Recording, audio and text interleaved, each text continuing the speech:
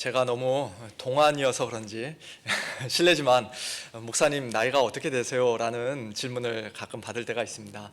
그런 말을 들으면 저는 항상 이런 말로 되묻습니다. 저의 생물학적인 나이가 궁금하신 건가요? 아니면은 법적인 나이가 궁금하신 건가요? 제 실제 생년월일이 호적에는 1년 늦게 이렇게 올라가 있기 때문에 정확히 몇 살이라고 대답해야 될지 좀 이렇게 애매할 때가 있습니다. 우리 성도님들 중에서도 실제 나이와 호적 나이가 좀 다른, 서로 다른 그런 분들 많이 계실 것이라고 생각합니다. 옛날에 한국의 동사무소, 면사무소 이런 데서는 그런 실수들을 많이 했던 것 같아요. 그런데 실제 나이와 호적 나이, 즉 생물학적인 나이와 법적인 나이 말고 또 다른 종류의 나이가 하나 더 있습니다. 소위 신체 나이라고 하는 것인데요. 들어보셨죠? 우리 몸이 얼마나 건강한지, 신체적으로는 몇 살 정도의 그 몸을 가지고 있는지 이런 것을 일컬을 때, 우리 그 몸의 건강 지수를 표현할 때 신체 나이라는 말로 사용합니다. 이것은 아주 간단하게 자기가 스스로 측정할 수 있는데요. 예를 들면은 양팔을 벌리고서 한 발을 들고 눈 감고서 몇 초 동안이나 서 있을 수 있는지, 팔을 이렇게 깍지 껴서 뒤집을 때 얼마나 쫙 펼 수 있는지, 두 손을 붙여서 팔꿈치까지 붙이고는 얼마나 높이 올릴 수 있는지, 이런 것들 가지고 자기가 스스로 평가해 볼 수 있습니다. 그래서 아무리 20대 청년이라도 이런 거 잘 안 되면은 실제 신체 나이는 한 40, 50대 된다고 보고, 또 60, 70대라고 할지라도 이런 것들 잘 하시면은 신체적으로는 아주 건강한 젊은 청년의 몸을 가지고 있다고 할 수 있겠습니다. 저는 이런 신체 나이가 우리 개개인에게 뿐만 아니라 우리 교회에도 있지 않을까라는 생각을 해봅니다. 우리 서문교회가 법적으로는 이제 막 38살이 지났고, 또 생물학적인 나이를 따진다면 글쎄요, 어떻게 따질까요? 우리 성도님들의 평균 연령을 계산해 보면 38살보다는 조금 많을 것 같고요. 그런데 신체 나이, 즉 우리 교회의 건강 지수는 과연 어떻게 될까요? 몇 살이나 될까요? 또 그것을 어떻게 우리가 측정해 볼 수 있을까요? 그와 같은 질문을 저는 오늘 에베소서 4장 말씀을 통해 한번 생각해 보면 우리 성도님들과 함께 답을 찾아보려고 합니다. 그 전에 먼저 던져야 할 중요한 질문이 하나 있는데요. 그것은 과연 어떤 교회가 신체 나이가 젊은 건강한 교회인가 하는 것입니다. 사람들이 많이 모이면, 특별히 젊은 청년들이 많이 있으면 그 교회가 젊은 교회입니까? 교회 재정이 튼튼하고 아무 걱정이 없으면 건강한 교회입니까? 오늘 본문에서는 그런 것들과는 좀 다른 측면에서 건강한 교회의 모습을 묘사하고 있습니다. 12절에 그리스도의 몸을 세운다, 13절에 그리스도의 장성한 분량이 충만한 데까지 이른다, 14절에 요동하지 않는다, 15절에 범사의 그에게까지, 즉 머리 되신 그리스도에게까지 자란다, 16절에 그 몸을 자라게 하고 스스로 세운다. 우리 교회가 나아가야 할 그 목표, 건강한 교회가 추구해야 될 모습을 묘사하면서 계속 반복되는 말씀들이 있습니다. 특별히 자란다, 세운다, 그런 단어들을 계속 반복하고 있는 것을 보게 되죠. 즉 건강한 교회란 한마디로 예수님을 더욱 닮아가는데 잘 자라는 교회, 성장하는 교회, 또한 흔들리지 않고 견고하게 잘 세워지는 교회, 서 있는 교회라고 정의할 수 있을 것입니다. 사랑하는 성도 여러분, 우리 서문교회는 영적으로 점점 더 예수님을 닮아가며 끊임없이 자라고 성장하는 교회입니까? 아멘.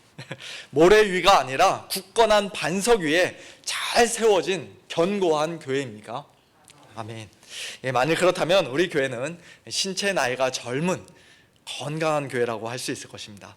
오늘 본문에서는 교회의 이런 신체 나이, 영적 건강 지수를 측정하는 세 가지 진단 방법을 우리에게 소개하고 있습니다. 첫 번째는 12절에 있는 봉사의 일입니다. 봉사의 일을 하는 것을 통해 그리스도의 몸, 즉 교회가 건강하게 세워집니다. 봉사라는 헬라어 단어는 디아코니아라고 하는데요, 여기서 영어에 디컨, 즉 집사라는 말이 나왔습니다. 이 디아코니아라는 말의 원래 의미는 식탁을 차리다, 식사에 시중을 든다, 뭐 그런 의미를 가지고 있습니다. 그러나 좀 더 넓은 의미로 본다면 꼭 집사가 하는 일뿐만 아니라 모든 직분자들과 성도들이 다 여러 가지 모습으로 주님의 몸된 교회를 섬기고 봉사하는 것을 가리키는 말이라고 할 수 있을 것입니다. 우리가 지난 5주 동안 학개서 말씀을 통해서도 다시 한번 확인했습니다만, 교회는 그저 맛있는 것 많이 먹고 편안하게 쉬고 여기저기 좋은 곳을 구경하며 다니는 그런 크루즈 유람선이 아닙니다. 어린아이들, 우는 아기들 돌봐주는 타가소, 어린이집도 아닙니다. 교회는 무엇보다도 하나님의 백성들이 함께 모여 하나님을 예배하는 곳이고 하나님의 성전인 동시에 우리 성도들이 모두가 함께 일하고 봉사하는 곳입니다. 하나님의 성전을 건축하기 위해서는 백성들이 산에서 나무를 가져와야 하고, 또 그 가져온 나무를 적당한 크기로 자르는 사람, 망치질하고 못을 박는 사람, 또 페인트 칠하는 사람들이 있어야 합니다. 또 성전 마당을 쓰는 사람도 있어야 하고, 문지기도 있어야 하고, 또 그와 같은 사람들을 위해서 음식을 준비하는 사람도 있어야 합니다. 학개서에서 하나님께서는 내가 너희와 함께 해주겠다, 너희에게 복 주겠다, 힘내라, 그렇게 백성들을 격려해 주셨을 뿐만 아니라 동시에 그들에게 일하라고 명령하신 것을 우리가 기억하지 않습니까? 일하라, 그렇게 말씀하셨죠. 하나님께서 저와 여러분 모두에게 각각 다양한 은사를 주셨는데, 그 귀한 은사와 재능을 그저 땅에다가 묻어두지 말고, 아깝게 썩히지 말고 적극적으로 봉사의 일을 함으로써 그리스도의 몸된 교회를 더욱더 건강하게 세워가야 할 책임이 오늘 저와 여러분에게는 있는 것입니다. 그와 같은 봉사의 일을 효과적으로 잘 감당하기 위해서는 우리가 제대로 준비되어야 합니다. 준비되지 않고는 일할 수가 없어요. 우리가 운동할 때도, 물에 뛰어들 때도, 수영할 때도 준비 운동 안 하고 뛰어들면은 안 되듯이, 다치듯이 우리가 봉사를 하기 위해서는 먼저 준비가 되어야 합니다. 그것을 12절에서는 온전이라는 말로 표현하고 있습니다. 이는 성도를 온전하게 하여, 성도님들이 먼저 온전하게 되어야 합니다. 여기서 온전하게 한다라는 말은 준비시킨다, 무장시킨다, 그런 뜻인데요. 원래의 의미는 골절되거나 위골된 뼈, 부러지거나 자리를 벗어난 뼈를 다시 맞추는 것, 또는 찢어진 그물을 잘 꼬매고 수선하는 것, 그런 의미를 가지고 있습니다. 즉 교회에 막 처음 나왔을 때는 마치 뼈가 부러진 사람처럼, 또는 여기저기 구멍난 그물처럼 온전하지 못했던 자들이 시간이 지나면 지날수록 점점 더 온전하게 회복되고 또 잘 꼬매져서 마침내 봉사의 일을 잘 감당하는 성도, 그래서 주님의 몸된 교회를 건강하게 세우는 그와 같은 성도가 된다는 것이죠. 하지만 그렇게 성도가 온전하게 되는 것은 그저 단순히 시간만 흐른다고 되는 것이 아닙니다. 교회 오래 다닌다고 해서 저절로 온전하게 되지 않습니다. 무엇보다도 하나님의 말씀을 듣고 배우고 또 말씀으로 훈련 받아야 합니다. 바로 그와 같은 일을 위해서 11절에 사도와 선지자와 복음 전한 자와 목사와 교사 같은 자들이 필요한 것이에요. 11절은 그가라는 말로 시작하는데, 여기서의 그는 그리스도입니다. 그 앞에 구절들 보시면요, 승천하신 그리스도께서 우리 각 사람에게 다양한 선물을 주시고 은혜를 주셨는데, 그 중에서도 특별히 사도, 선지자, 복음 전한 자, 목사와 교사 같은 공통점이 뭡니까? 하나님의 말씀을 맡은 자들, 말씀의 사역자들이죠. 그와 같은 자들을 교회의 선물로 주셨습니다. 11절 마지막에 삼으셨다라는 말은 원래 주셨다라는 의미예요. 이 5가지의 직분 중에서 사도들과 선지자들은 에베소서 2장 20절 말씀처럼 교회의 털을 닦고 기초를 세운 자들이기 때문에 오늘날에 계속해서 이어지는 그런 직분이 아닙니다. 또한 복음 전하는 자들은 어느 한 지역 교회를 섬기기보다는 여기저기 돌아다니며 복음을 전하는 자들을 가리키는 말이라고 할 수 있습니다. 그러므로 오늘날 지역 교회에서 하나님의 말씀을 맡아 성도를 온전하게 해야 하는 자들은 목사와 교사라고 할 수 있는데요.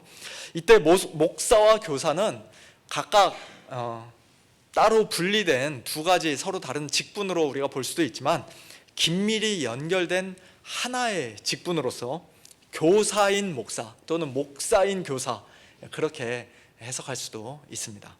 어쨌든 교회 안에서 목사는 성도들이 필요에 의해 어쩔 수 없이 또는 그저 자기들 마음대로 아무나 한 명 데려와서 세운 것이 아니라 승천하신 그리스도께서 교회에 주신 선물이라는 것입니다.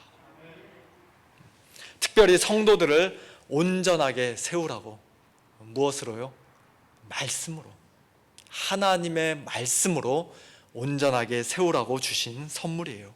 능숙한 의사처럼 부러진 뼈를 다시 맞추고 또 숙련된 어부처럼 찢어진 그물을 잘 꼬매고 수선해서 성도들로 하여금 봉사의 일을 잘 감당할 수 있도록 그들을 준비시키고 무장시키는 그런 막중한 사명을 가지고 있는 사람이 바로 목사입니다.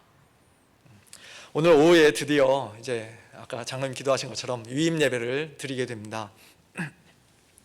솔직히 저 자신을 보면 너무나도 부족하고 참 미약한 자입니다만, 그럼에도 불구하고 그런 저를 우리 성도님들께서는 우리 교회의 머리 되시는 주님께서 우리 서문교회에게, 여러분에게 주시는 선물로 알고 귀하게 또 기쁘게 그렇게 받아주시기를 바랍니다.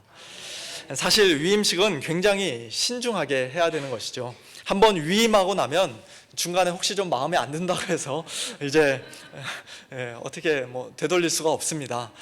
이 선물 마음에 안 드니까 좀 바꿔주세요 하고 저희 커스터머 센터에 가져가서 이렇게 리턴할 수도 없습니다. 마치 결혼한 부부처럼 하나님께서 이제 그만 됐다라고 하실 때까지, 그때까지는 쭉 같이 가야 하는 것이에요. 저도 함부로 교회를 떠나서는 안 되고, 제가 특별한 정말 아주 심각한 하자가 생기지 않는 한 성도님들께서도 저를 마음대로 내보낼 수 없습니다.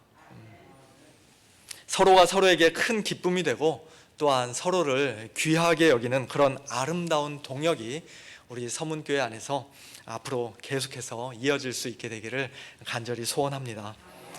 또한 목사인 저는 세상적인 어떤 경험이나 인간적인 지혜를 가지고 여러분을 온전하게 할 수 없습니다.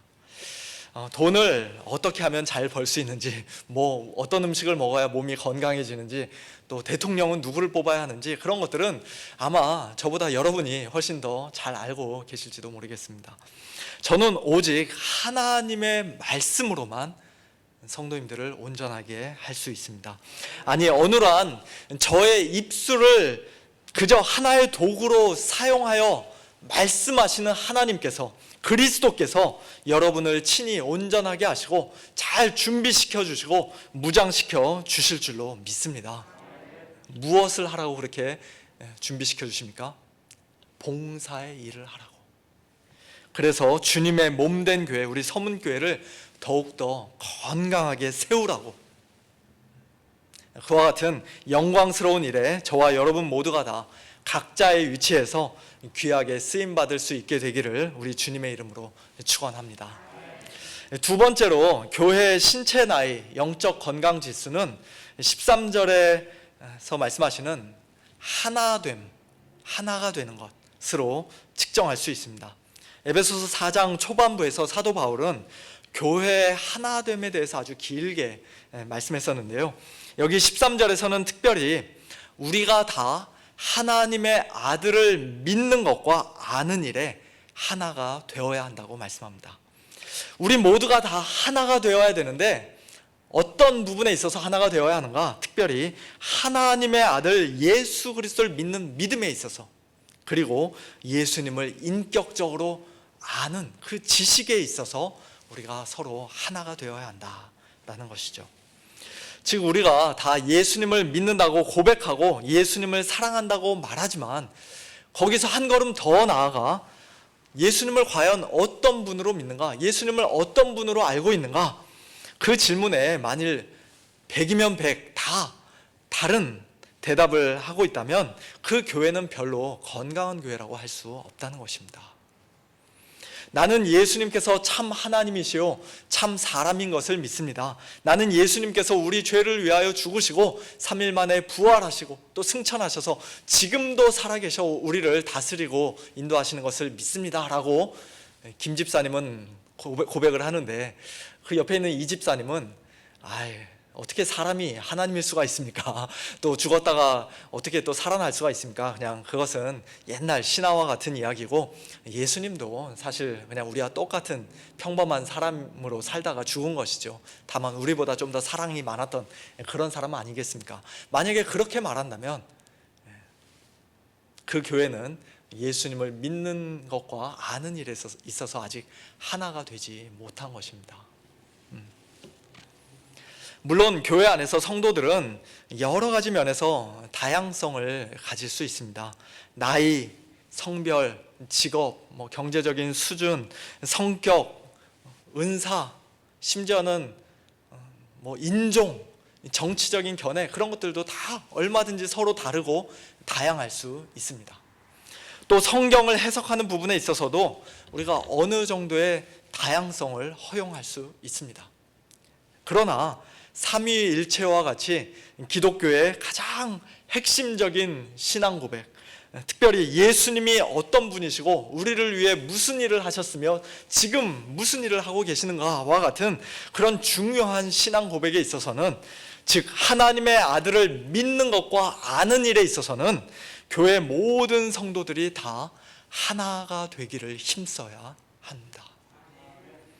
그래야 교회 전체가 마치 하나의 온전한 사람과 같이, 성숙한 어른과 같이 그리스도의 장성한 분량이 충만한 데까지 이를 수 있는 것이에요. 교회 안에서 만일 누군가가 예수님을 참 하나님으로 믿지 않고 그저 피조물 중에 가장 뛰어난 분으로, 가장 높은 천사와 같은 분으로 그렇게 믿고 있다면 그 사람은 여호와의 증인의 믿음을 가지고 있는 것이죠. 만일 누군가가 예수님을 믿는다고 하면서도 이만희 씨를 약속의 목자요 보혜사라고 믿는다면 그 사람은 신천지의 믿음을 가지고 있는 것입니다. 이와 같은 이단적인 믿음을 가진 사람이 교회 안에 몰래 들어와 숨어 있을 때에는, 더 나아가 직분자로서 또 말씀을 전하는 그런 자로서 다른 성도들에게 악영향을 끼칠 때에는 주님의 몸된 교회가 약해지고 혼란스럽게 되는 것입니다. 그러므로 우리는 무엇보다도 하나님의 말씀인 성경을 통해, 또한 지난 2000년 동안에 교회 역사 속에서 우리 신앙의 선배들이 정말 목숨 걸고 작성하고 지켰던 그 신앙 고백서들과 또 요리문답과 같은 것들을 통해서도 우리가 하나님의 아들을 아는 것과 믿는 일과 또 아는 것에 있어서 우리 모두가 다 하나 되기를 힘써야 합니다. 만일 그렇지 않고 우리 각자가 다 그저 자기가 믿고 싶은 대로 예수님을 믿고 또 성경을 자기 마음대로 주관적으로 해석하면 우리는 마치 어린아이처럼 사람의 속임수와 간사한 유혹에 쉽게 빠지게 되고 온갖 교훈, 이단적인 교훈, 세상적인 교훈의 거센 파도에 밀려 요동치게 될 것입니다. 여기 미국도 마찬가지겠습니다만 한국의 초등학교 학생들이 얼마나 유괴되기 쉬운가를 방송국에서 실험하는 그런 영상을 제가 몇 년 전에 이렇게 본 적이 있습니다. 실험하기 전에 부모님들은 우리 아이는 절대로 낯선 사람 따라가지 않을 것이라고 그렇게 자신 있게 이야기를 했었는데요. 이제 부모님 동의하에 이 엄마와 비슷한 나이 또래의 아줌마가 그 놀이터에서 혼자 놀고 있는 아이를 찾아가서 길게 이야기하지도 않아요. 그냥 한 두어 마디 하니까 너 강아지 좋아하지? 아줌마 차 안에 강아지 많이 있는데 너 한번 구경하지 않을래? 또는 나는 너희 엄마 친구인데 엄마가 지금 좀 다쳐서 병원에 계시는데 너 데리고 오래. 나하고 같이 엄마 만나러 가자. 뭐 그런 한 두어 마디 하니까 아이들이 아무런 의심도 없이 그 아줌마 손잡고 따라가서 차에까지 타는 그런 모습을 보았습니다. 옆에서 멀리서 숨어서 지켜보고 있던 엄마들은 막 경악을 하고 눈을 동그랗게 뜨고 입을 다물면서 입을 크게 벌리면서 어떤 엄마는 막 눈물까지 흘리면서 우리 애가 저럴 줄 몰랐다고. 이게 실험이었기에 망정이지 정말 실제 상황이었으면 큰일 날 일이죠. 우리가 신앙적으로 어린아이와 같으면 이렇게 잘 속아 넘어갈 수밖에 없습니다. 영적으로 뭐가 진리고 뭐가 거짓인지 분별할 수 있는 능력이 어린아이에게는 없습니다. 세상에서 공부 잘하고 똑똑한 것과는 아무 상관이 없어요. 신천지, 통일교 이런 단체에 세상에서는 똑똑하다는 사람들, 박사, 교수, 의사 그런 사람들이 얼마나 많이 있는지 모릅니다. 우리 서문교회는 모두가 다 성경적인 바른 믿음, 바른 교훈에 굳게 뿌리를 박고 서 있음으로써 어떠한 속임수와 간사한 유혹에도 또 잘못된 교훈에도 꿈쩍하지 않고 요동하지 않는 교회, 항상 견고하게 서 있는 그런 건강하고 온전한 교회로서 하나님께 영광 올려드릴 수 있게 되기를 우리 주님의 이름으로 축원합니다. 마지막 세 번째로 교회의 신체 나이, 영적 건강 지수는 15절과 16절에서 말씀하시는 사랑으로 측정할 수 있습니다. 오직 사랑 안에서 참된 것을 하여 범사에 그에게까지 자랄지니 그는 머리니 그에게까지 자랄지라 그는 머리니 곧 그리스도라. 그에게서 온 몸이 각 마디를 통하여 도움을 받음으로 연결되고 결합되어 각 지체의 분량대로 역사하여 그 몸을 자라게 하며 사랑 안에서 스스로 세우느니라. 사랑 안에서라는 말씀이 두 번 반복되죠. 교회는 하나님의 말씀으로, 진리의 말씀으로 세워져야 할 뿐만 아니라 또 성도들이 봉사의 일을 함으로써 세워져야 할 뿐만 아니라 동시에 사랑 안에서 세워져야 합니다.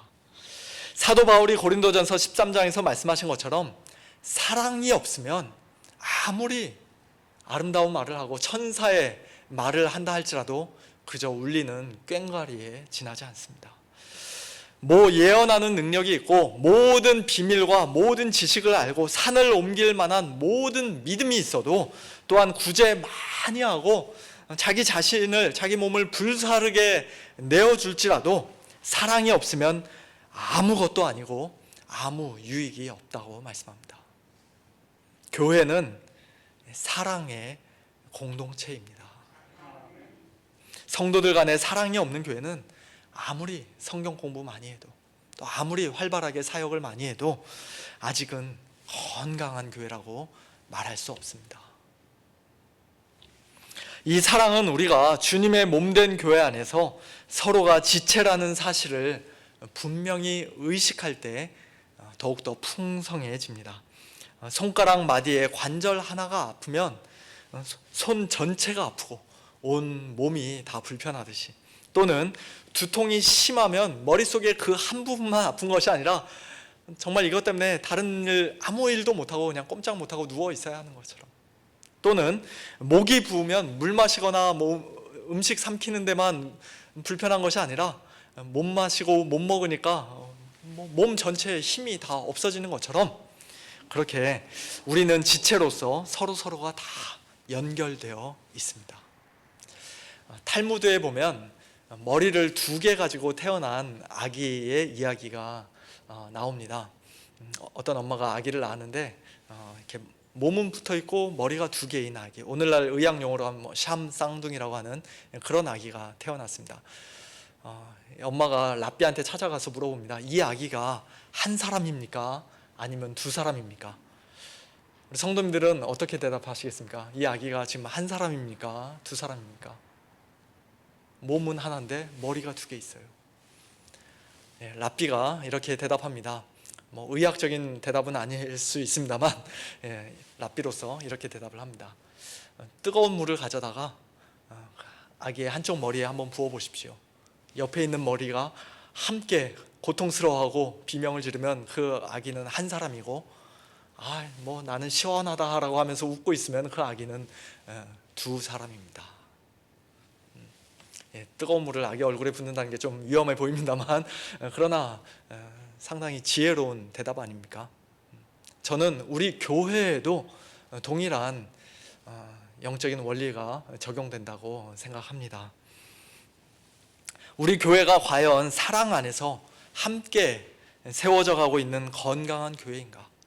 저와 여러분이 정말로 한 몸에 속한 지체로서 서로를 사랑하고 있는가? 아니면 그저 다 따로따로 뿔뿔이 떨어져 있고 그저 각자 자기들 삶을 살기에 바쁜가를 확인할 수 있는 좋은 진단법이라고 생각합니다.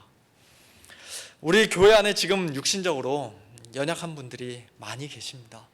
경제적으로도 어려운 분들이 많이 계십니다. 우리가 자세히 다 알지 못해서 그렇지 직장 문제로 또는 신분 문제로 또는 부부관계나 부모 자식 관계 등 어려운 인간관계로 인해 힘들어하신 분들도 우리 성도님들 중에는 많이 계실 것입니다. 이 코로나 시대에 매주 교회에 못 나오시니까 너무나 외로워하시는 우리 성도님들도 많이 계실 것입니다. 그렇게 아파하고 힘들어하시는 분들이 있다는 소식을 들을 때 우리는 과연 그분들의 아픔을 어느 정도로 공감하고 함께 아파합니까?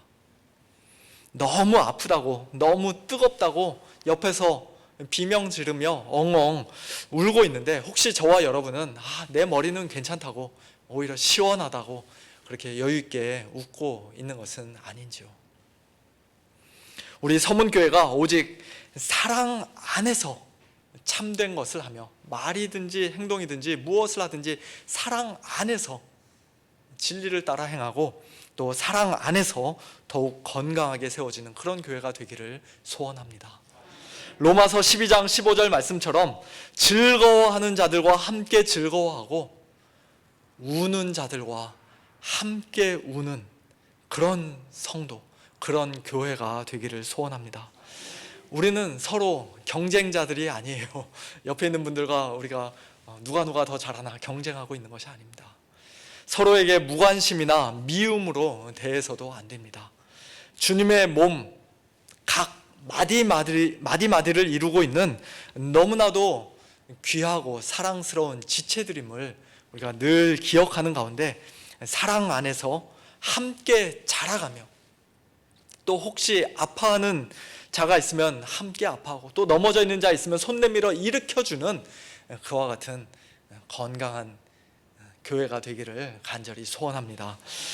이처럼 우리 교회의 신체 나이를 젊게 만들고 건강한 교회로서 이렇게 세워나가야 하는 그런 막중한 책임이 저와 여러분에게, 우리 모두에게는 다 있습니다만 참 감사한 것은 우리 예수님께서 그냥 우리를 내버려 두고 구경만 하고 계신 것은 아니라는 사실입니다. 오늘 본문 16절, 그에게서, 즉 우리 교회의 머리가 되시는 예수님에게서 온 몸이 각 마디를 통하여 도움을 받음으로 연결되고 결합되어 각 지체의 분량대로 역사한다는 말씀이 저는 얼마나 든든하고 위로가 되는지 모르겠습니다.